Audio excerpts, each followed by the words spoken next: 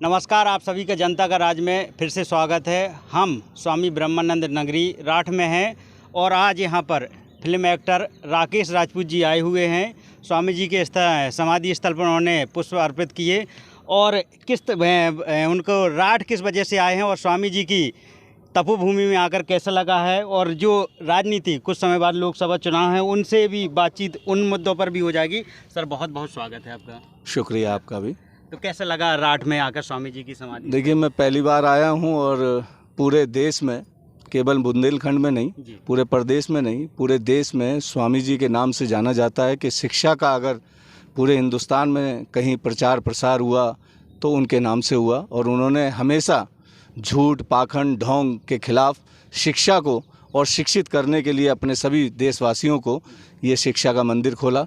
और जैसा मुझे पता चला कि यहाँ कुछ चीज़ें ऐसी हो रही हैं जिसके लिए हम सबको एक साथ इकट्ठा होकर आवाज़ उठानी चाहिए।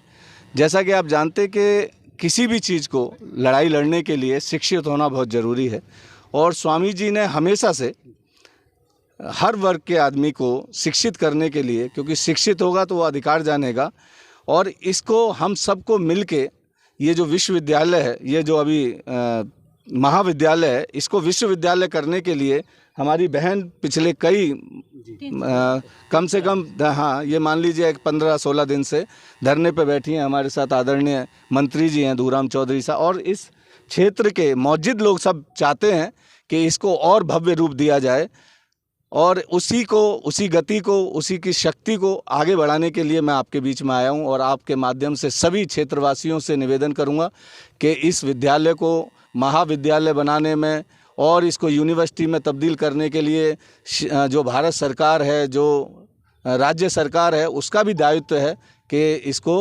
जो स्वामी जी की इच्छा थी उसको पूरा करने के लिए वो भी कदम उठाए।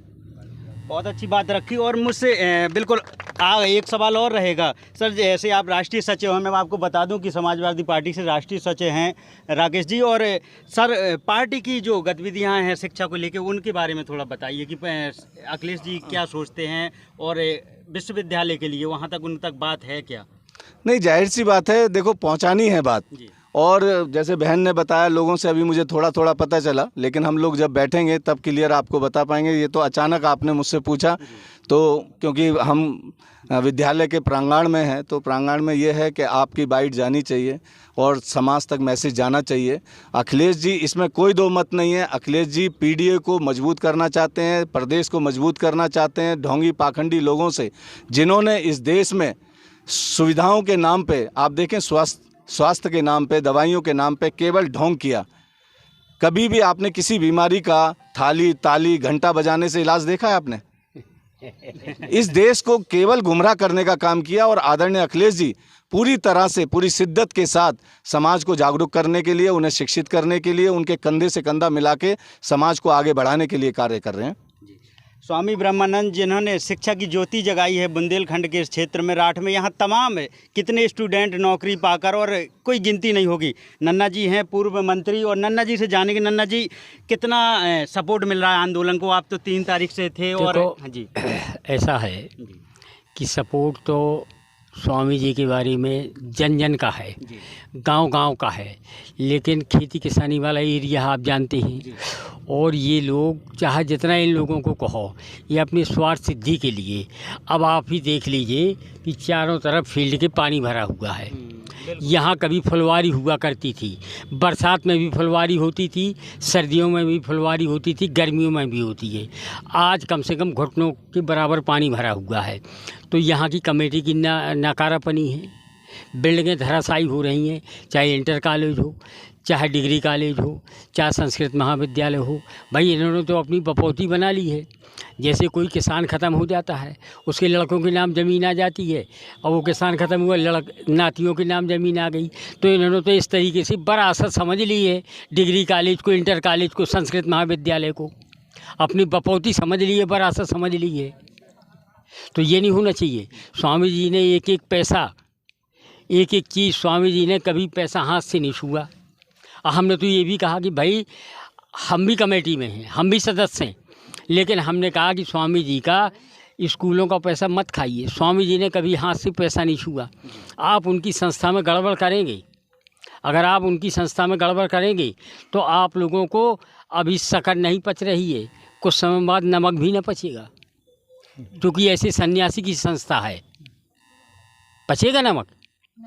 और बहुत से लोग जिन्होंने खाया है, सच्चाई है, ये कड़वी बात है, बुरी लगेगी बहुत से लोगों को, जिन्होंने पैसा खाया नहीं माने हैं तो सीधे सुर्ख सुधार गए।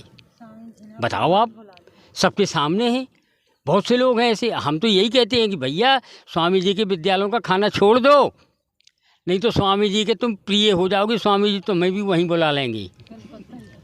बताओ आप। फिल्म एक्टर राकेश राजपूत जी आए हुए हैं स्वामी ब्रह्मानंद नगरी राठ में, और मेरा आपसे ये लोकसभा से जुड़ा हुआ सवाल है। चुनाव बहुत नज़दीक हैं, 6 महीने बाद हैं, और सर चुनाव के लेके अध्यक्ष जी क्या सोचते हैं, और अब पार्टी की जनता के बीच क्या जो मुद्दे, महंगाई, सबको पता है कि महंगाई का है, मुझे भी ये चीज़ पत्रकारिता के हिसाब से ही बता रहे हैं, क्योंकि ज़्यादातर पत्रकार नहीं बोलते हैं, लेकिन मुझे पता है कि महंगाई है, सिलेंडर पार हो गया था, उस भी मैं ऑन माइक भी बोलता हूँ। इसको जनता के बीच में कैसे रख पाएंगे? जनता फिर भी नहीं बोलती है, इन चीज़ों को कैसे अब जनता के बीच ले जाएंगे? देखिए, जिस उद्देश्य को लेके मैं आया हूँ, मैं तो यहाँ आया हूँ, मैं आदरणीय पूजनीय स्वामी ब्रह्मानंद जी के लिए, स्वामी जी के लिए, क्योंकि स्वामी जी के बारे में अभी आदरणीय मंत्री जी ने इतना अच्छी बात बताई, क्योंकि जब तक आप शिक्षा को आगे नहीं बढ़ाएंगे, और आज हमारे बीच में स्वामी जी नहीं है, स्वामी जी की विचारधारा हमारे बीच में है, और जो लोग पाखंड ढोंग करके अगर इस पे स्थापित हो गए हैं, उनको मैं ये कहना चाहता हूँ कि स्वामी जी हमारे बीच में नहीं रहे, आप भी इसमें जिंदा नहीं रहेंगे। आदमी की उम्र कितनी है? 100 साल। ये किसी की पपोदी नहीं है, कितने आए कितने चले गए, लेकिन कुछ ऐसा काम करिए। अगर स्वामी जी के विचारों को आप मानते हैं तो इसको विश्वविद्यालय बनाइए और लोगों की मांग को आगे बढ़ाइए, जिससे लोग आपकी भी सराहना करें, क्योंकि जीवित किसी को नहीं रहना है परमानेंट। इसलिए केवल अच्छी बातें करिए, समाज हित में बात करिए। और मैं तो 2 लाइन कहता हूँ कि तूफानों से आंख मिलाओ, सैलाबों पे वार करो, पाखंडवाद का चक्कर छोड़ो, समाजवाद के साथ चलो, समाजवाद के साथ चलो। और समाजवाद है क्या? समाजवाद, स्वामी जी जो हैं वो समाजवादी थे, स्वामी जी समाजवादी थे। और समाजवाद है क्या? पहले तो आपके माध्यम से मैं बता दूं कि गरीब, शोषित, वंचित लोगों की जो लड़ाई लड़ता है वो समाजवादी है। जो बहन बेटियों की मान सम्मान की रक्षा करता है वो समाजवादी है। जो सभी धर्म मज़हबों को बराबर समझता है वो समाजवादी है। जो किसान, मजदूर, जवान, विज्ञान और मजदूर की उन्नति के लिए काम करता है वो समाजवादी है। जो लोकतंत्र और संविधान में विश्वास रखता है वो समाजवादी है। और सही मायने में कहें तो आप जानते हो कि स्वामी जी ने हमेशा समाज को आगे बढ़ाने के लिए काम किया। स्वामी जी से बड़ा कौन समाजवादी है? आप देखेंगे किसी का मोबाइल बज रहा है तो आप देखेंगे कि हम सबको समाज के लिए काम करना चाहिए, तो हम सबको समाज के लिए काम करना चाहिए। जी थोड़ा सा फ़ोन की वजह से डिस्टर्ब भी हो रहा है, लेकिन नन्ना फ़ोन देख लें तब तक। मैं यदि आप जो आंदोलन में बता दूं 3 तारीख से कर रही हैं चंद्रकांता राजपूत जी, स्वामी जी की परपोत्री जी, तो मैं आपको बता दूं राकेश जी 3 तारीख से कर रही हूँ, अभी भी धरने में बैठी है। तो दीदी ऐसे लोग आ रहे हैं, जुड़ रहे हैं। राकेश जी अपने गृह जनपद एटा से हैं ना राकेश जी? गृह जनपद से आए हैं। दीदी कैसे सपोर्ट मिल रहा है और कितना अब उम्मीद बंधी है? सबसे पहले तो मैं आपके जनता को, राज्य को बहुत बहुत धन्यवाद देती हूँ, बहुत बहुत शुभकामनाएं आपको। जो आम जनता की आवाज़ सभी तक आप लोग पहुंचा रहे हैं, इसके लिए बहुत बहुत धन्यवाद। मुझे मतलब बहुत अच्छा सपोर्ट मिल रहा है। 3 सितंबर से हम लोग अनिश्चितकालीन धरने पर बैठे हैं अपनी समिति के साथ। लेकिन देखिए, मेरी मांग ये है कि राठ में ही राजकीय विश्वविद्यालय हो, किसी राजकीय विश्वविद्यालय हो या राजकीय विश्वविद्यालय हो, लेकिन राठ में ही हो। यहाँ पर कोई अपने लिए नहीं मांग रहा है, सभी समाज के लिए मांग रहे हैं, पूरे क्षेत्र के लिए मांग रहे हैं। हमीरपुर ज़िला का विकास होगा, महोबा ज़िला का विकास होगा। और देखिए, स्वामी जी को 40 वर्ष हो गए हैं स्वर्ग सिधारे। जब से वो स्वर्ग सिधारे हैं, यहाँ पर कोई एक नई बिल्डिंग नहीं बनी हुई है। जैसे कि मंत्री जी ने बताया, अभी सारा देखो पानी भरा है, ये बिल्डिंग, ये बाउंड्री अभी गिर जाएगी। ये जहाँ हम धरने पे बैठे हैं गेट नंबर 3 के बगल में, जो ये कॉलोनी है ये बिल्कुल ही टूट रही है, आप खुद ही देख सकते हैं। मतलब चाहे जहाँ देख लो, पीछे देख लो, आगे देखो, तो मतलब इस पूरे क्षेत्र का विकास सिर्फ और सिर्फ एक परिवार की वजह से रुका हुआ। यहाँ पर परिवारवाद चल रहा है, तो इसी सारी समस्या की जड़ यही है। पहले देखिए उमा भारती जी मंत्री थी, तब उन्होंने कहा था स्टेडियम के लिए, तो आज हमारे राठ में स्टेडियम होता, आज हमारे राठ में कृषि विश्वविद्यालय भी होता जो बांधा चला गया, किसान केंद्र भी आया था जो कुरारा चला गया। तो मेरा मानना तो यही है कि जो महाविद्यालय के वर्तमान में अध्यक्ष जी हैं, इन्हीं के परिवार की वजह से सारे क्षेत्र का विकास रुका हुआ है। अभी तो उन्हीं के दोनों भाई, चचेरे भाई, एक अध्यक्ष हैं एक उपाध्यक्ष हैं। तो मतलब आप सब लोग देख लें, सुन लें, सभी को पता है, पूरे क्षेत्र की जनता को। कम से कम हमने 40-50 गांव घूम लिए हैं पूरे राठ के आसपास। सभी लोग चाहते हैं, कोई ऐसा नहीं मिला कि जो ना चाहता हो। लेकिन समस्या वही है, कोई एकदम फ्रंट पर नहीं आना चाहता है, कोई बुराई नहीं करना चाहता है, हैं। तो अब मैं तो सब आगे हूँ, अब मेरा जो होना हो मुझे सब मंजूर है। लेकिन बस मैं क्या, पूरे क्षेत्र की जनता चाहती है कि स्वामी जी की संपत्ति आज़ाद हो जाए, आज़ाद। धन्यवाद अपनी बात रखने के लिए। कितनी अड़चन, कहाँ पर अड़चन हो रही है और विश्वविद्यालय, महाविद्यालय को विश्वविद्यालय बनने में आप अपनी बात रखें, अड़चन कहाँ पर हो रही है? देखिए ऐसा है, मेरा ये मानना है और सच भी है कि समाजवादी पार्टी के राष्ट्रीय अध्यक्ष माननीय श्री अखिलेश यादव जी ने 2022 के चुनाव के टाइम पे उन्होंने एक बात कही थी कि अगर मेरी सरकार बनेगी तो निश्चित तौर पे मैं महाविद्यालय दूंगा आपको। बदकिस्मती से सरकार नहीं बन पाई। नंबर 1, 3 तारीख से लगातार हम समाजवादी लोग धरने पर हैं और इसमें मकसद एक आदमी का नहीं है। आने वाली जो हमारी आपकी संतानें हैं, बच्चे और बच्चियों के भविष्य की लड़ाई हम लोग लड़ रहे हैं, हम किसी की व्यक्तिगत लड़ाई नहीं लड़ रही। और इस लड़ाई को आज हमारे बीच में समाजवादी पार्टी के राष्ट्रीय सचिव माननीय श्री राकेश राजपूत जी आए हुए हैं जी। और इनके माध्यम से इस मुद्दे को यहीं तक सीमित नहीं रहेगा, इस मुद्दे को हम विधानसभा और लोकसभा के पटल पर उठवाएंगे। हमारा संकल्प ये है, हम लिख करके आपको देंगे और ये जा करके माननीय राष्ट्रीय अध्यक्ष जी को सौंपेंगे और ये लड़ाई लंबी लड़ाई लड़ेंगे। जब तक महाविद्यालय की घोषणा नहीं हो जाती, काम नहीं शुरू हो जाता, तब तक ये अनवरत अनशन जारी रहेगा। कितना भी कुछ भी करना पड़े, हम सब कुछ करने को तैयार हैं। कौन सरकार नहीं चाहेगी कि विश्वविद्यालय उनकी सरकार में बने? तो कहाँ पर राजपूत चंद्रवती वर्मा जी हैं, कहाँ पर अड़चन आ रही है? कौन नहीं चाहेगा बहन जी की सरकार, हमारी सरकार में विश्वविद्यालय बने? फिर विश्वविद्यालय बनने में इतनी कैसे परेशानी हो रही है? पहले तो आप सभी का बहुत बहुत धन्यवाद। देखिए, जैसे कि अध्यक्ष जी ने अभी बताया कि इसी पावन भूमि पे जब 2022 के विधानसभा के चुनाव हुए थे, और मुझे आज भी याद है कि जब मेरा टिकट 24 जनवरी को हुआ था, तो जब टिकट देते टाइम जब राष्ट्रीय अध्यक्ष जी ने मुझे अंदर बुलाया तो मैंने उनको ये चीज़ बताई, तो उन्होंने कहा कि हाँ, अरे मुझे तो बहुत टाइम से चल रहा है कि वहाँ पे विश्वविद्यालय नहीं बन रहा है। तो उन्होंने कहा कि आप जब घर वहाँ जाइएगा राठ, तो सबसे पहले बाइट में आप यही बोलिएगा। और मुझे आज भी अच्छे से याद है कि इसी पावन भूमि पे मैंने यही कहा था कि सरकार बनते ही उसके 3 महीने बाद ये विश्वविद्यालय का रूप दिया जाएगा। और और आप जैसे कह रहे हैं कि ये किसी एक धर्म की बात के लिए, बच्चों के लिए नहीं है, न एक जाति के लिए है, ये हमारे क्षेत्र के हर बच्चे के लिए, हर महिला के लिए, और शिक्षा सबके लिए ज़रूरी है। मैं एक महिला हूँ, मुझे पता है कि यहाँ से हमें बाहर पढ़ने जाने के लिए कितनी दिक्कतें होती हैं, रूम लेना, फिर पढ़ना। और जब एक बेटी पढ़ने के लिए जाती है तो सिर्फ बेटी पढ़ने के लिए नहीं जाती है बाहर, उसका परिवार, उसका समाज बाहर पढ़ने के लिए जाती है। एक वुमेन होने के नाते मैं बताती हूँ। और इस एरिया में, बुंदेलखंड जैसे एरिया में, तो अगर हमारा विश्वविद्यालय यहाँ बन जाएगा तो हमारी गरीब बेटियों को, हमारे किसानों की बेटियों को कितनी मदद मिलेगी, ये चीज़ सब कोई जानता है। लेकिन जो भारतीय जनता पार्टी के नेता है, चाहे आपकी विधायक हो, चाहे जिला पंचायत सदस्य हो, उन्होंने क्या लोगों के वोट नहीं लिए हैं? सबके वोट लिए हैं। और 13 सितंबर को निर्माण दिवस के दिन वो लोग यहाँ आए, लेकिन उन्होंने एक भी ना कोई वाइट दी है इस टॉपिक पे, और ना ही वो चंद्रकांता दीदी के वहाँ जाकर उनसे कोई बात की है। उन्होंने सिर्फ यहाँ के क्षेत्रों का वोट लिया है। और हमारे पूज्य स्वामी जी रोटी बेटी की बात करते थे, लेकिन आज देखिए क्या हुआ। रोटी बेटी का काम हमने करके दिखाया है।